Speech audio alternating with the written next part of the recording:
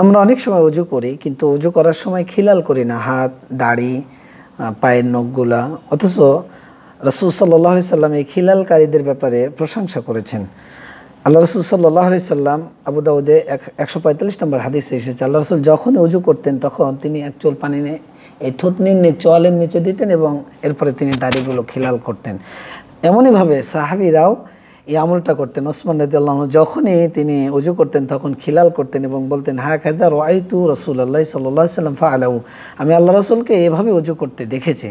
কেননা আল্লাহ রাসূল বলছেন যে, আব্দুল্লাহ ইবনে মাসউদ থেকে একটা হাদিস বর্ণিত আছে, আল্লাহ রাসূল বলছেন, তোমরা তোমাদের হাতের আঙ্গুলগুলো পরিপূর্ণ রূপে ধৌত করবে, অন্যথা আঙ্গুল সমূহকে জাহান্নামের আগুনে পোড়াবে।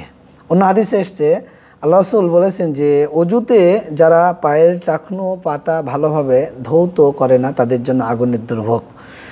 আল্লাহ রাসূলের কাছে এক সাহাবী আসলেন, অজু করলেন, কিন্তু তার নখের সমপরিমাণ জায়গা ছুটে গেল। আল্লাহ রাসূল বললেন যে তুমি পুনরায় ফিরে যাও এবং অজু করো। অতএব আমাদের উচিত যে অজু করার সময় আমরা খিলাল করা, দাড়ি, পায়ের নখগুলো, আমরা এই গুরুত্বপূর্ণ আমলটা করার চেষ্টা করবো ইনশাআল্লাহ।